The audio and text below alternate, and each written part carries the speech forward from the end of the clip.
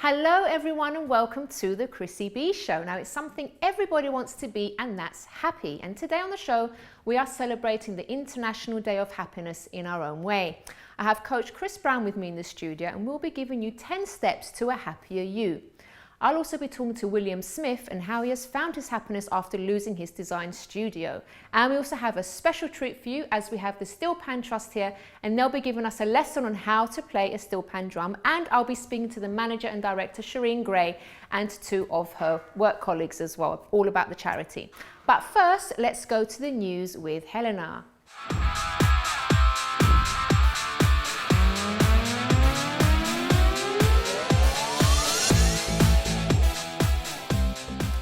Hi Chrissy. How are you? How are you? I'm very well, thank you. Happy. Yeah, we've got a lovely show today. I can't wait for the Steel Pan Trust later on. I can't wait. That's memories. You're going to get involved as well, you know. Am I? Yeah. Fantastic. Yeah. It brings back memories. I was at the free Nelson Mandela concert years and years ago in Alexandra Palace. I remember there was steel pan bands and it was really animated and wonderful music. It's just so uplifting, isn't it, really? It's really good fun. Yeah. Absolutely love it. I can't wait. So am I really going to be involved? Yeah, you will. Oh, good. Guests have a go as well. They're going to teach us a little bit as well. Fantastic. Cool. So really International happy. Day of Happiness. Absolutely. What's that all about? Anyway? Fabulous. So it's 20th of March. It's celebrated every year, but it's not been around for so many years. In 2012, it was talked about and first celebrated in 2013. And every year there's a different theme. So we're on the third year now. But the first year in 2013 was about happy heroes, so people that help support communities and happiness. Oh, that's nice. So that was really nice. 2014 was all about reclaiming happiness, and everyone was sending in lots of pictures, photographs that make them happy. So maybe. Oh, I didn't realise there was a different theme each year. Every That's a good idea, it's isn't a different it? thing. And this year is focusing on connecting with others, which is really, really important. Very important. Incredibly important. So it's which doesn't happen often anymore it happens in a different way, which is through social media. Yeah. Where that one-to-one sort of communication is getting lost, isn't it? It is. Although you can, I think this year they're still promoting social media, connecting, but obviously it's more special to do one-to-one. Face to face. And everyone can do it. Everyone thinks, you have to be part of a charity or someone, a great social activist, political activist, or part of something big. But in fact, everyone can share their love. Everyone can give something special just by talking to somebody or giving someone a hug or just simple things. Yeah. So what makes you really happy? Exciting. So many things make me happy. Everything. I've changed a lot, I have to say, and I had to sort of rein myself in from work. But simple things like walks, nature, exercise, I'm getting there. Really? Much to my mum's happiness. Yeah, sort of. I'm not doing too well, but it's getting there. I'm going to be better. Holidays, friends, family, chatting. The simple things in life, isn't it? Just really? giving things and just being with people. And it's all about relating and having that bond, however small, with people, which is so important. You didn't say food. I would have said food as one of the first ones. I did think about it, but I also thought about my exercise and my diet, and I thought I'm not healthy food. Yeah. No, I do love food. I've always loved food. We won't get into that conversation because we might be here. And you as well. What makes you happy? I was going to say food. Of course. Husband. I think it's the same things, really. I think it's the simple things in life. I just love being close to nature. And the way I relax is, I was talking to a friend today actually, because she was saying, you need to sleep, you need to rest. And I said, to be honest, the way I rest and what makes me happy and relax is when I just walk in a park somewhere or just by myself, looking at a nice view. That's what really makes me happy. Exactly the same. And when I was younger, that's what I used to love to do. Yeah. Just go through the woods or just a bike ride or trees. I used to do topics on trees and just simple things. It's lovely, and it's a shame because I think children of today, not everybody, they're so into their computers and social media that they miss that, don't they? That wonderful outside experience. Because if they are outside, they're still playing on little games and stuff like that, and they're just missing the whole point. And really connecting with everything around you is so important to happiness. Yeah, really important. That's true. And just about research and everything, reading about social isolation. Social isolation. That was a bit hard to say then. It's actually a cause of early death. So to actually, because you do get people from year to year that won't actually talk to somebody, just through no fault of their own, but they don't have any, they're not bonding with anybody. So to actually talk to people, but it's twice as deadly as obesity. It affects our immune system. Wow. It's really sad. So just that being aware wherever you are of and giving a smile to someone or just chatting to somebody not only makes you happy, it obviously gives something to... Yeah, because you do sort of see sometimes people, for example, even if it's in your workplace, you see someone sort of by themselves all the time at lunchtime, or it's just they're not really interactive. You just kind of got to sort of come out of your own little world sometimes and just notice the people around you and what they might be going through. Yeah. And even just to have a little chat could probably make their day. For you, it's something so simple, but for them, it's something like a huge deal. And the whole thing about happiness is contagious is so true. Yeah. If you see people happy around you, you tend to pass on a percentage of that happiness to your friend, and it so goes down the line, and it's just incredibly important. And I know there's Martin Lewis, CB, who's an ex-newsreader, and he's promoting at the moment about news and how there has to be a positive amount of news in the media, and it keeps, because people dwell on the negative a lot, so by having positive news it helps again. Yeah, we don't hear much of it though, do we? We don't. There used to be a newspaper, I think, that was dedicated just to positive news, but I think it's sad because it's quite. I know people say, "Oh, bad news sells," but I don't believe that. I like reading happy things, and to be honest, sometimes I avoid reading in newspapers because it's just so like, oh, here we go again, and this person got murdered, and that's going on over there, and it's like, okay, I know we need to be aware of what's going on around us, but what about all the happy stuff, the nice stuff that's going on? Because people already look miserable on the tube in the mornings, and then they're reading all that stuff. It's absolutely something doesn't set you up for the day, does it? Really, it doesn't. And everyone wants happy. Yeah. So and at the moment we've got the world's happiest playlist. I haven't heard it, but it's out today, and it's been pioneered with the United Nations. But Ed Sheeran, James Blunt, David Guetta, lots of musicians are putting their thoughts together, and they've made this playlist, which is supposed to be great. Haven't heard it yet, but it should be amazing. Oh, so I hope it's positive. It will be. Happy. The happiest playlist, so it has to be, doesn't it? And I know that I think obviously that the song "Happy" is always in everyone's mind, but Pharrell Williams, I think, is also supporting a new petition, which is to do with, I'm struggling here, United Nations International Day, but it's to do with climate. Okay.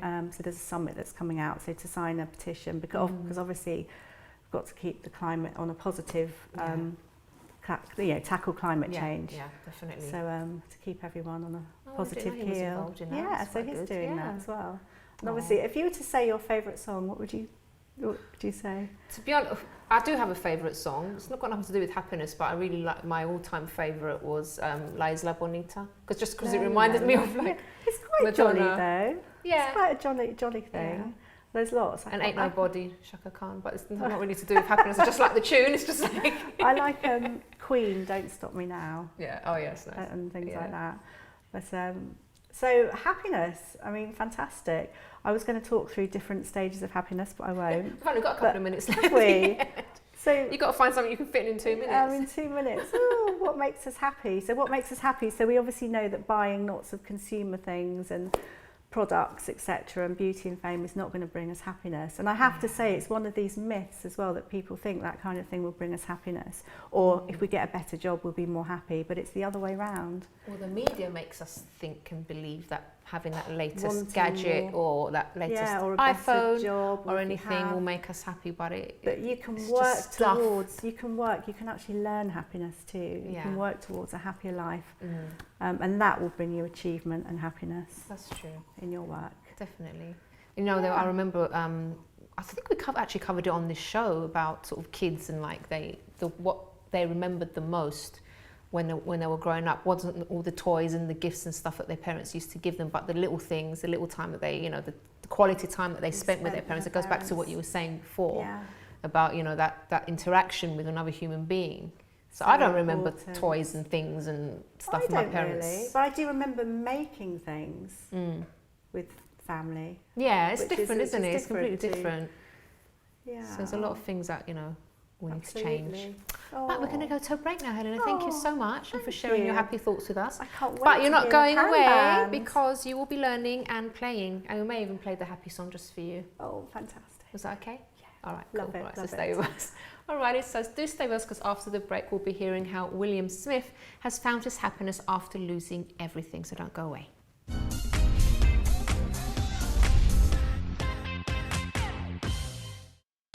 Don't forget to subscribe to the Chrissy B Show, always aiming to show you the happier side of life. You can find us on YouTube, Facebook and Twitter.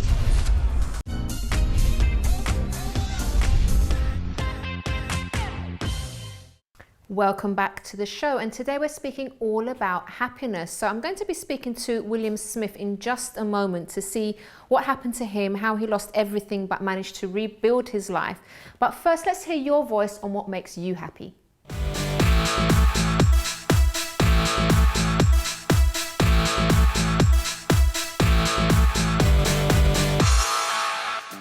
And what makes you happy?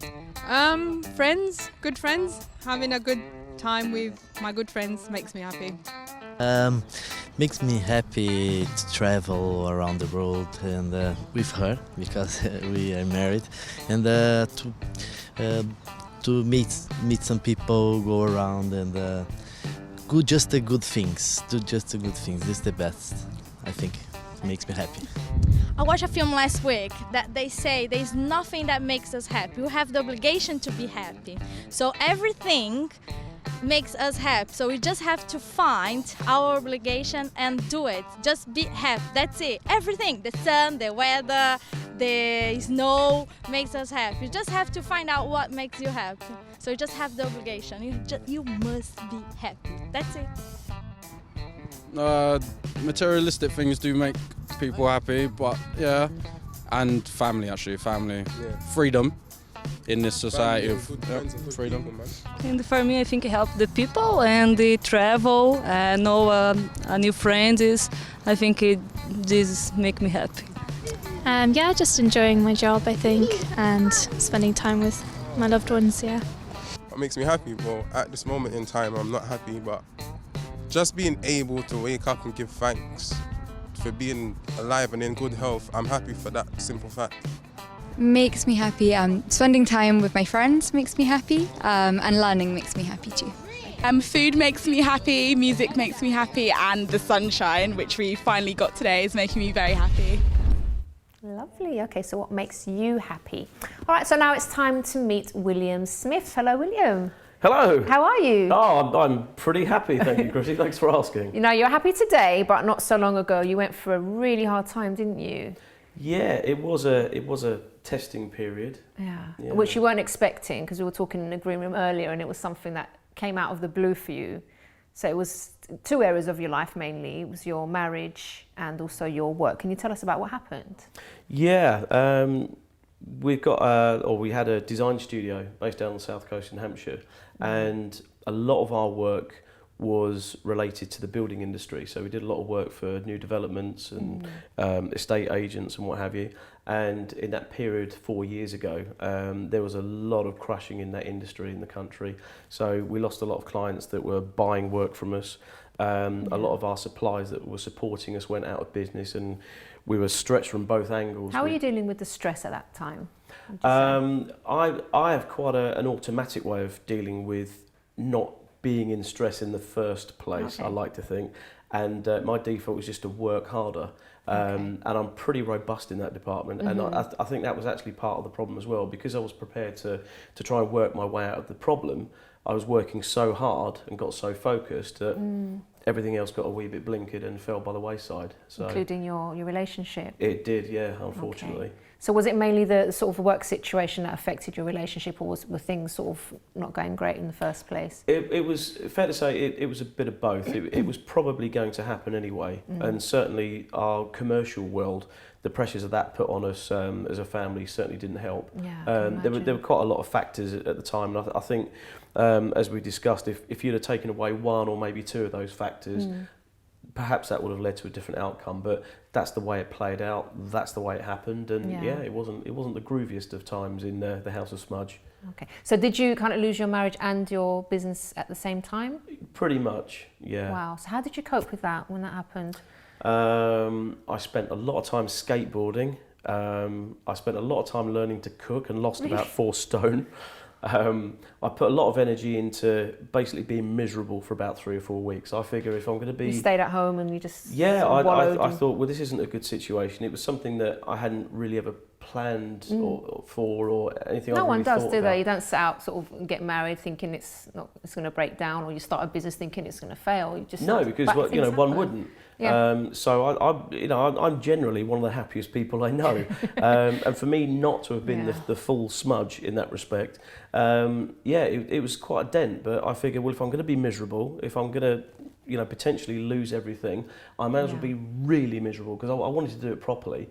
So You're a bit of a perfectionist, William. Yeah. It's the designer in me, and that's what I did for about 2 or 3 weeks. I was pretty good at being miserable. I did think it was going to be the end of the world. I couldn't see around the next corner. I didn't really have a plan, and it was just 2 or 3 things, and they all just seemed to implode and part company at the same time. So it was a very, very strange time. So how did you pick yourself up out of that then? Because you were okay. 3 weeks to me actually doesn't sound too long, so I thought you did pretty well. Because there's some people that are in that state for like months, even years sometimes. So the fact that you pulled yourself out of that so fast was great. But how did you start rebuilding your life? Well, honestly, it probably took about 2 or 3 months, but I had that period of time. It was about a month, and I couldn't physically focus. I pride myself on being quite a strong and positive individual. I've spent many years in martial arts, and I've got a lot of discipline and training, and it didn't matter what I tried to draw from, even I couldn't summon that energy and get back on that path. It was almost like an out of body experience. It really was quite a strange place to be in. And then I think, to be in the situation where my mental situation wouldn't allow me to do things physically, that was a toughie. Scary. Sort of thing that you hear about. Oh, so and so's a bit sad. He couldn't walk the dog today. Didn't really mean anything to me. And then when I went through that bit, well, of course, firstly I had to recognise it, and then I had to do something about it. And I thought, well, I'll start off with small steps. I'll just do little things and keep building. And actually, you can't keep a good dude down. I got my groove back on. See that. Went to see a few new clients, sung a few more tunes. I found myself a band. Got myself a new relationship. I mean, this obviously wasn't in the next 4 to 5 weeks, but over the last couple of years, it's slowly attracted back. And one of the most amazing parts of my journey the last few years is, I think, because I was forced to stop and actually take a breath, which isn't something I'm particularly very good at. It did force me into a situation I had to take stock and look around, and it's enabled me to do many good things on my hit list. I'm now teaching. Which you wouldn't have done before. No, because it's just given me a little bit of a break. It was forced upon me. So what kind of stuff were you doing then that you weren't doing before? Well, now I've had time to stop and regroup. I'm now able to teach in one of the local schools. Oh, wonderful. And that is an amazing experience. I've taught on and off over the years, and it's always been very rewarding, but now I've got an ongoing position, so I can run my design studio. I can be very creative and go around the world and do things, and it's wonderful. But I get to share and give some of that back. And part of working with this particular school in Havant Park Community School, it's quite a uniquely run place, and they've set up a whole enterprise part of the school, which happens to be a design studio. So like today, for example, we had a load of kids through the studio. We were teaching about business and marketing, and they were producing banners and T-shirts and badges. And so it's a self-funding project, and we attract work from the local business. So it's all paid for, and that helps generate the materials to teach the kids. So you wake up fulfilled every morning. Well, for me, it's that, sleep's a bit of a waste of time. Most of the time. You need your sleep, William. Yeah, apparently so. You do. But it is the rewards are there, and I get that energy back, and it was probably going to happen anyway. But that's how it did happen. And tell us about your relationship. Well, what a fantastic relationship. I think one of the biggest bits of magic between Katie and I is the fact that she doesn't understand me, which is brilliant. Katie's, we met through music, and she's a very beautiful, very talented singer-songwriter, and we met through our musical connections, and we had a plan, and she promised to write me some original music, And I said, okay, well, I'll help you with the marketing. I'll draw some pictures and do so. I'm still waiting for the song. But what she did give me instead... She bagged herself a man and yeah, hasn't done her part of the... She had a plan, yeah. But we do have a beautiful baby Peanut between us, and she was 2 last week. Aww. So she's singing and playing, and Peanut's scribbling and singing. So this just goes to show, because sometimes when people are in that sort of down period, they can't see the light at the end of the tunnel that everyone speaks about, and they find it really hard to sort of imagine life going on. But it's just to hang in there and, like you said, take a couple of steps here and there, make a start on things, and things can change. They will change. Yeah. And I say, for me, as being someone that's never really stopped, I've never had a job. I've never, well, unless you count my paper round on a Thursday afternoon, and that was a free paper. There wasn't any money in that really. But I've never had a proper job. I've always worked for myself. I've always earned my own money. So it's been a very big life change. Yeah. But it's a new way to do what I was doing before, and it's much more rewarding because the way that I'm able to do it. Yeah. And so you see, like, even though things were pretty bad before, but things seem even better now. So there's always hope for everyone. William, it's been wonderful speaking to you. Thank you so much. Thank you. But you're going to hang around too to have a go on the drums later. Is that right? Yeah. I don't know if I'm going to regret that, but let's see. But guys, do stay tuned, because after the break, I'll be joined by Chris Brown, and we'll be speaking about 10 tips to a happier you.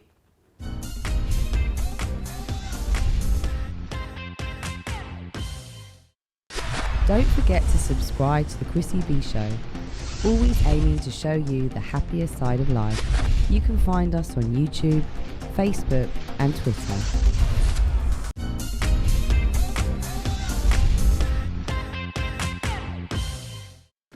Welcome back to our program today, and we are speaking today about 10 top things that can make you happy. So I've got Coach Chris Brown with me. Hello, Chris. Hi, Chrissy. 10 things that makes us happy. Yes. I'm looking forward to it. I'm happy already, actually.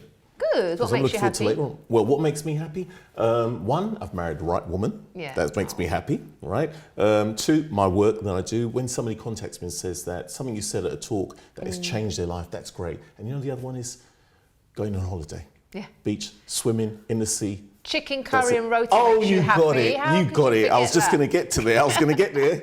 It's got to be it, isn't it? At the end of the day. Food, yeah. Chicken, now, your wife's from Trinidad. My wife's from Trinidad, yes. So you're not a stranger to steel drums, are you? Steel pans, sorry, I keep saying drums. Steel pans. Pans, yeah. No, love it. I grew up seeing it around me all the time, kind of thing. Where are you from? Not that I grew up in Trinidad, I grew up here, but my parents, my mother's Trinidad, my dad from St. Vincent. Okay. So it was always played in the house and the music and everything like that. So you grew up with the culture around you. I'm so excited about this show today. Oh, yeah. You told me last week, steel pan. I thought, I'm coming in quickly, I'm coming in. All right, so we've got 10 points. We're going to have to whiz through these points. Sure. But I promise we'll go into more detail about all of these things in another show. But let's go through them now. So the first thing is, something that will make you happy is doing things for others. So this always makes a person feel good.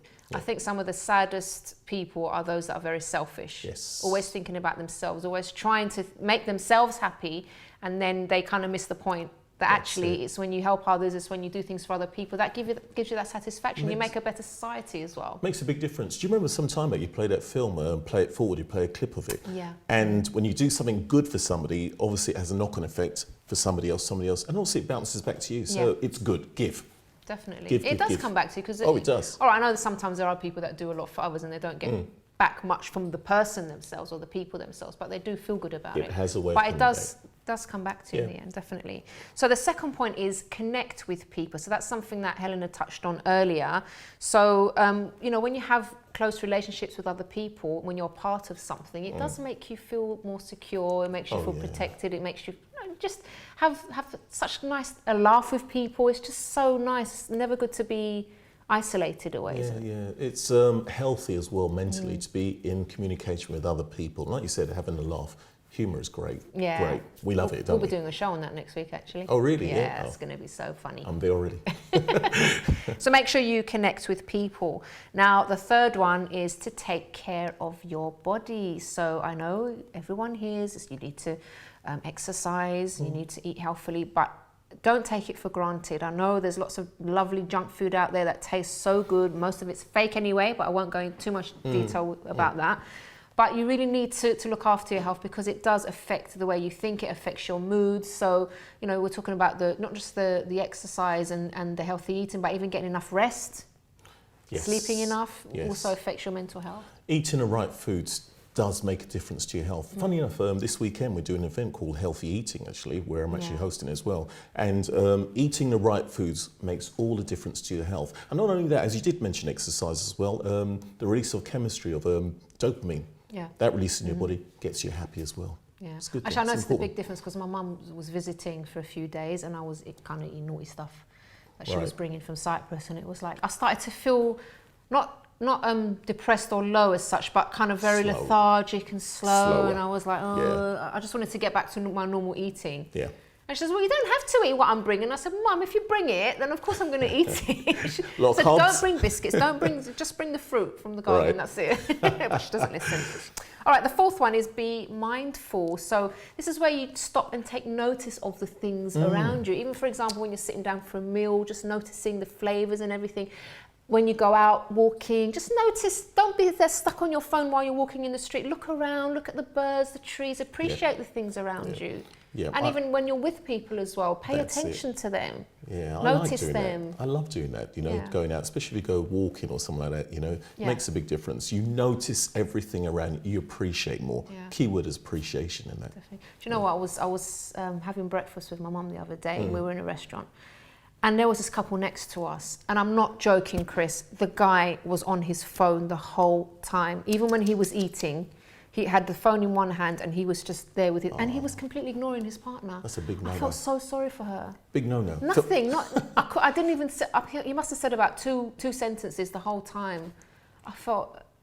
Please, I wanted to tell him to put your phone down. I was just going to say that. Talk to your woman, please. I was just going to say that. I said, why didn't you go over there and tell him?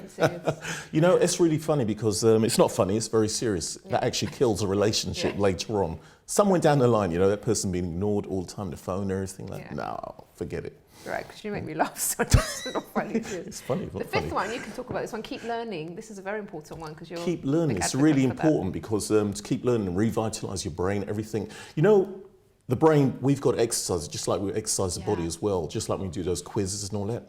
The same thing, learning new things each day stretches the brain, especially as we mature as well. You know, sort of forgetfulness, we've got to exercise our mind all the time. Definitely. It's important. Makes you happy. Yeah. And also have goals to look forward to. So, you know, no matter your age, sometimes people say, oh, I'm just going to make goals.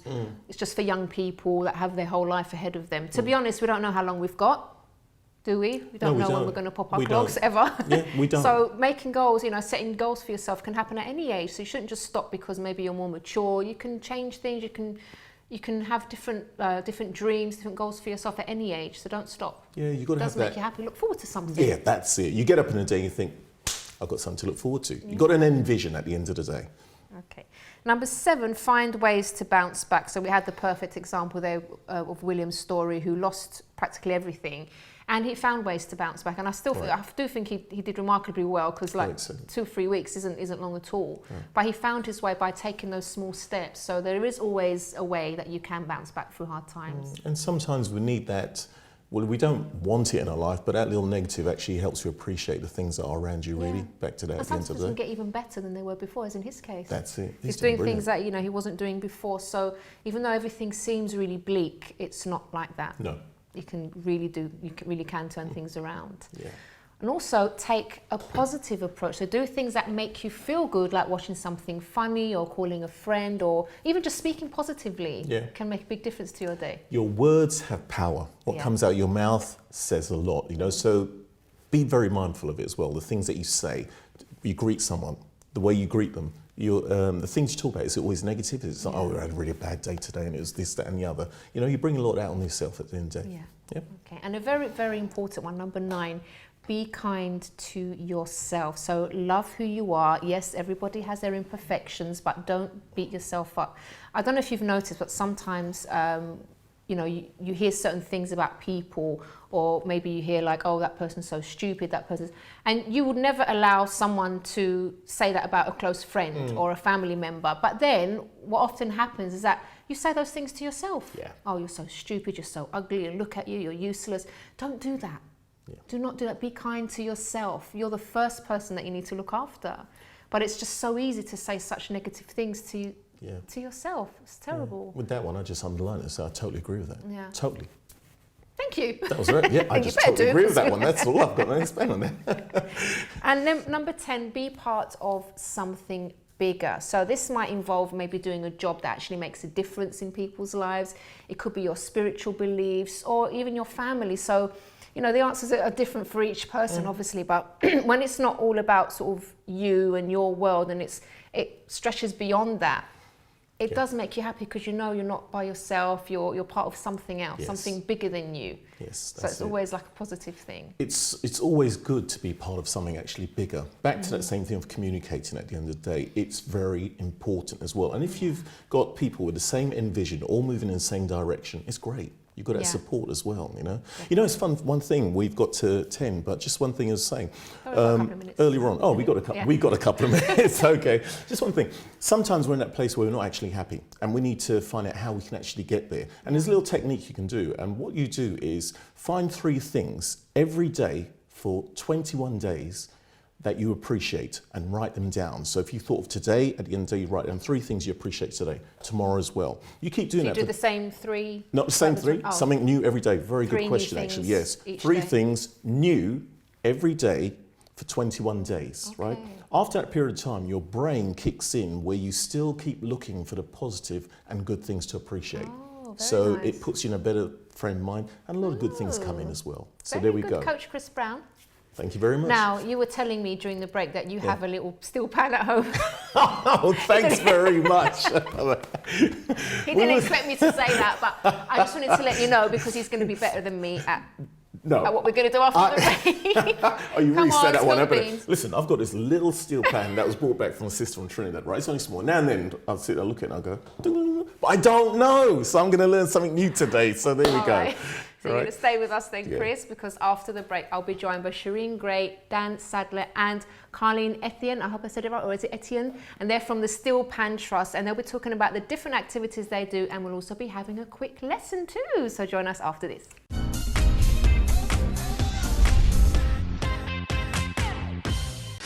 Don't forget to subscribe to the Chrissy B Show, always aiming to show you the happier side of life. You can find us on YouTube, Facebook and Twitter.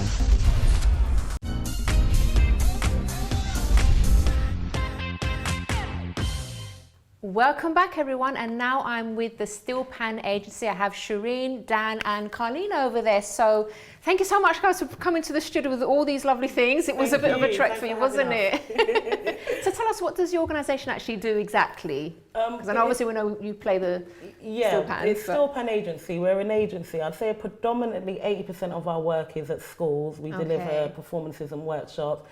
And then the other 20% is weddings, private function, corporate events. So mainly based around performances and workshops. Okay, now this is very kind of uplifting, isn't it? This kind of music. Absolutely. Is that why you love it so much? Most definitely, because we also run a charity, Steel Pan Trust, and we do sessions for people with special needs and also children. And we can already see, we've been doing it since May last year, and it's having a massive impact on their well-being. They absolutely love coming. So. Okay, so Dan, you're involved as well. How long have you been involved with the... Yeah, well, I've been involved for over a year now. I started off doing a couple of gigs with the agency, and then we formed quite a close bond with each other, and I got invited into the team of trustees for the Steel Pan Trust. So it was an honour for me to be able to help to shape the future of Pan in the UK and to be a part of the events that we run. Okay, and you've got an event coming up as well, haven't you? Yeah, the next event's called Classorama. I'm quite excited about it because I teach Pan as well, so I have I have kind of interest for my schools to enter this competition. It's a nationwide competition where bands of up to 15 players all come together for the day where they can appreciate each other's music. It is a competition, so there is winners and there is losers, but it ultimately enables the children to see other bands and to come back to learn from other bands, and if they really want to come back and try harder the next year, then enables them to potentially win the competition. How does it make you both feel to teach and to be involved in this? I'm actually doing a job that I absolutely love. It's great, isn't it? To make other people happy. I mean, to see the happiness on your guys' faces when you first played the Steel Pan earlier on. Especially Chris, he couldn't wait. He's going crazy over there. Calm down. All right, so we're going to have a quick lesson. Yeah. And you're going to let us have a go. Hope we don't get all the viewers to switch off, but we're going to do our best, right? No problem. And then you'll be playing a song for us afterwards. Yeah. But we won't get involved in that because we don't want to spoil it. All right, so let's get started then. So what's the first note we need to do? Okay, so you guys are going to be rolling. That's one stick after the other. Doing it as softly as you can and keep the sticks. Try not to have a tight grip because then you'll get a really damp sound. So to get the real sound, keep the sticks loose in your hand. Okay. So first chord that you're rolling is B and D. Your first chord is G and B. You'll be doing B and G. Okay, so after the count of 4, I'm going to count to 4. You guys are going to be playing that for 4 beats. I'll be counting it with you. After 4, 2, 3, 4, and 1, 2, and stop, 2, 3, 4, and stop. Okay, we're going to give you your second chord now. C and G. So you're going to go from the first one into the second one and then a nice clean stop after 4, 2, 3, 4, and change and stop, 2, 3, 4, and 2, 3, 4, change and stop. We're going to give you your third chord now. That's A and D, A and D. Okay, so you're going to go from the first chord to the second to the third and then a clean stop after 4, 2, 3, 4, and change, change, and stop, 2, 3, 4, and change, change, and stop. Your final chord, you're going to go back to your second chord. How are you doing? Good. Excellent. Okay, so that's 4 chords. Your first, your second, your third, and then return to your second chord after 4, 2, 3, 4, and change, change, second chord, and stop. This time for the final, we're going to do it twice around. Let's make it 3 times around. 3 times around after 4, 3, 4, and change,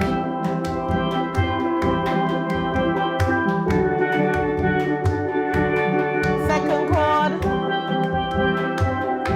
beginning, and change, change,